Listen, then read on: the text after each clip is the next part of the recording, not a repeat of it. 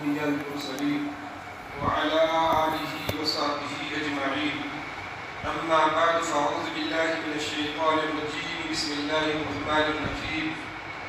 يا أيها الذين آمنوا لا تبطلوا صدقاتكم بالمن والأذى كالذي ينفق ماله رياء الناس ولا يؤمن بالله واليوم الآخر فمثله كمثل صفوان عليه تراب فأصابه وابل فتركه صلدا لا يقدرون على شيء مما كسبوا والله لا يهدي القوم الظالمين. صدق اللہ العظیم. بزرگوں اور دوستوں، قرآن مجید کی سورہ بقرہ کی میں نے یہ آیت آپ کے سامنے تلاوت کی ہے. اس آیت میں اللہ پاک نے ایمان والوں کو مخاطب فرمایا، یعنی مسلمانوں سے فرمایا ہے وہ لوگوں جو ایمان لائے لا تبطلوا صدقاتکم بالمن والأذى، اپنے صدقات کو، اپنے خیرات کو، اپنے خیر کے کاموں کو ضائع نہ کرو. لا تبطلوا صدقاتکم بالمن والأذى، اپنے کار خیر کو، صدقات کو، صدقات نافلہ کو، زکوٰۃ کو، جو بھی خیر کے کام ہم انجام دیتے ہیں اس کو برباد مت کرو. کس ذریعے سے برباد ہوں گے؟ بالمن والأذى، احسان جتلا کر یا تکلیف پہنچا کر. یعنی انسان اگر کسی کوئی کار خیر کر رہا ہے، نیکی کا کام کر رہا ہے، لیکن اس میں احسان جتلا رہا ہے یا کوئی نیکی کا کام کر رہا ہے اور سامنے والے کو تکلیف بھی دے رہا ہے، تو یہ احسان جتلانا اور تکلیف پہنچانا اپنے اعمال صالحہ کو برباد کرنا ہے، اعمال خیر کو ضائع کرنا ہے. اس لیے اللہ منع فرما رہے ہیں اے وہ لوگوں جو ایمان لائے تم اپنے اعمال کو ضائع مت کرو، برباد مت کرو، احسان جتلا کر اور تکلیف پہنچا کر. اس کی مثال دیتی ہے اللہ پاک، مثلو کمثلی، اس کی مثال ایسی ہے جیسے ایک چٹان ہوتی ہے، ایک چٹان ہوتی ہے، اس کے اوپر مٹی آ کر جم جاتی ہے، مٹی اس کے اوپر بیٹھ جاتی ہے. کوئی بڑا پتھر ہوتا ہے، اس کے اوپر مٹی آ کر بیٹھ جاتی ہے اور پھر مستدھار بارش ہوتی ہے. فَأَصَابَهُ وَابِلٌ فَطَلْ، مستدھار بارش ہوتی ہے، فَطَرَكَهُ صَلْدًا کا لفظ آیا. جب مستدھار بارش ہوتی ہے تو وہ گرد و غبار، وہ مٹی کے اجزاء، وہ مٹی جو جمی تھی چٹان کے اوپر وہ بہ جاتی ہے. اللہ مثال دے. ایسے ہی اگر کوئی اعمال خیر کرتا ہے اور اس پر احسان جتلاتا ہے یا اس کو دکھ تکلیف پہنچاتا ہے تو گویا آسمان سے بارش آئی اور مٹی کو اڑا دیا، نیکی کو ختم کر دیا، اس کا کرنا بے کرنا ہو گیا. اعمال صالحہ اور اعمال خیر اس نے کیا تھا، گویا اس نے کیا ہی نہیں، گویا اس چٹان پر مٹی نہیں.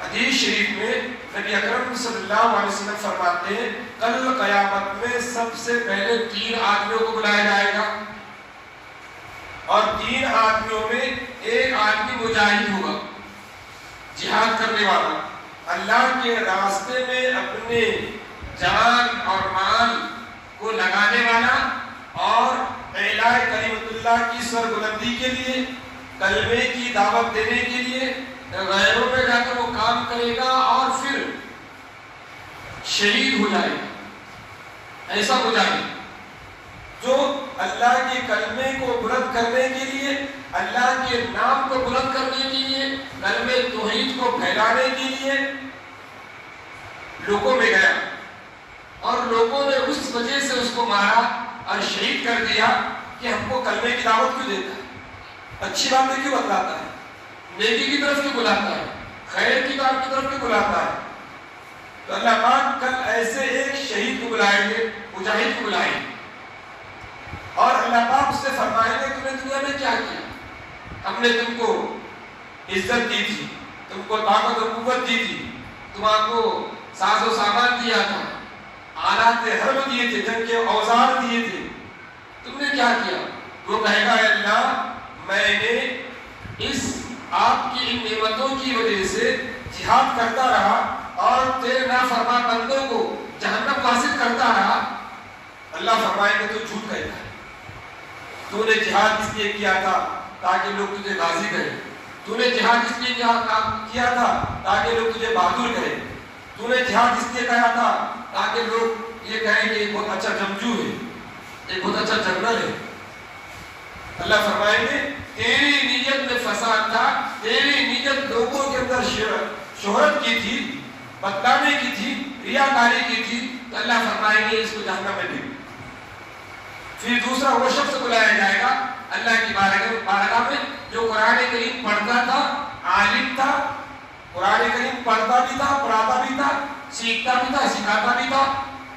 اللہ پاک اسے احسان جتائیں گے ہم نے تجھے علم دیا تھا، قرآن کا، حدیث کا، ہماری معلومات تجھے دی تھی، ہمارے بارے میں تجھے یہ صلاحیت دی تھی کہ ہمارے بارے میں معلومات حاصل کر کے لوگوں کو بتائے۔ وہ کہیں گے اللہ آپ نے جو معلومات دی تھی اور جو صلاحیت اور جو نعمت مجھے دی تھی، اس نعمت کا میں نے بھرپور استعمال کیا، خوب بچوں کو پڑھایا، خوب تقریریں کر کے لوگوں کو سکھلایا اور خوب لوگوں کو دین کے کام پر ابھارا اور دین کے کام پر لگایا۔ اللہ فرمائے گے تمہاری نیت درست نہیں تھی، تمہاری نیت یہ تھی کہ تمہیں عالم کہا جائے، تمہیں اچھا مقرر اور اچھا خطیب کہا جائے اور تمہیں اچھا مدرس کہا جائے کہ اچھے بچے کو پڑھانے والے ہیں، اچھی تقریر کرنے والے ہیں اور لوگوں کو ایک اچھا پیغام پہنچانے والے۔ تمہاری نیت میں شہرت مقصود تھی، دکھلانا مقصود تھا، اللہ فرمائے گے جہنم میں۔ تیسرے فرماتے حدیث شریف کے اندر نبی اکرم صلی اللہ علیہ وسلم تیسرا وہ شخص ہوگا جس کو رب کائنات اللہ پاک اپنی عدالت میں بلائیں گے اور پوچھیں گے ہم نے تجھے مال دیا تھا، دولت دی تھی، دھن دیا تھا، پراپرٹی دی تھی، فلاں چیزیں دی تھی، اس کا تم نے کیا کیا؟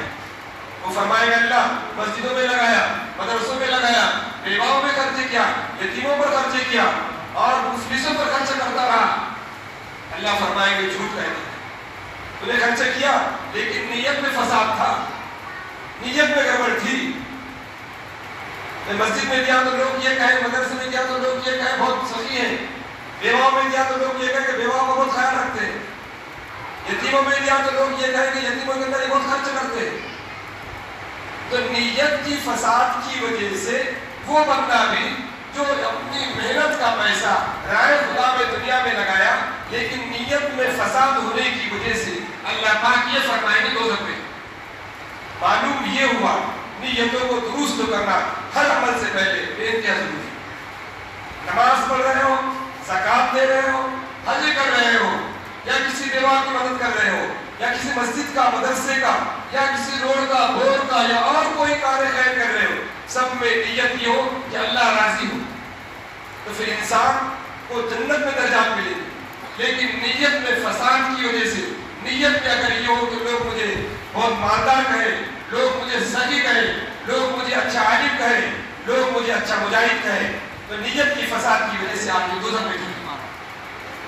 اس لیے بزرگوں دوستو، عبداللہ بن عمر رضی اللہ تعالیٰ عنہ کے پاس بزرگ آئے، حضرت عمر کے لڑکے حضرت عبداللہ رضی اللہ تعالیٰ عنہ بڑے صحابی ہیں، ان کے پاس کچھ لوگ آئے اور یہ کہنے لگے کہ فلاں بادشاہ ایسا ہے، فلاں بادشاہ ایسا ہے، فلاں بادشاہ ایسا ہے، اس کی برائی بیان کرنے لگے اور انہوں نے پھر فرمایا کہ تم جو برائیاں کر رہے ہو کیا یہی باتیں تم بادشاہ کے سامنے کہو گے؟ انہوں نے فرمایا نہیں، بادشاہ کے پاس جب جاتے ہیں تو ان کی تعریفیں کرتے ہیں، بادشاہ کے پاس جب جاتے ہیں تو ان کی تعریفیں کرتے ہیں اور جب دوسرے کے پاس جاتے ہیں تو ان کے خلاف بولتے ہیں۔ فرمایا یہی تو نفاق ہے، یہی تو ریاکاری ہے، یہی تو ریاکاری ہے، یہی تو نفاق ہے۔ اس لیے بزرگوں دوستوں ان چیزوں سے بچنا چاہیے۔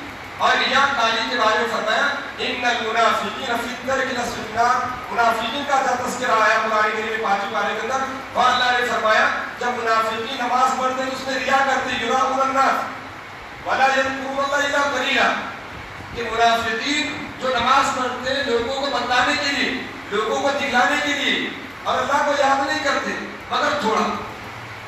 اس لیے بزرگوں دوستو، ہم نمازیں پڑھ رہے ہو یا جو بھی اعمال خیر کر رہے ہو، سب میں نیت کا صحیح ہونا، درست ہونا، اخلاص اللہ کے لیے ہونا بے انتہا ضروری ہے، ورنہ ہمارے تمام اعمال صالحہ کل قیامت میں یہ ہمارے لیے کل ذریعہ بنیں گے نیت کے نہ صحیح ہونے کی وجہ سے جہنم میں جانے کا۔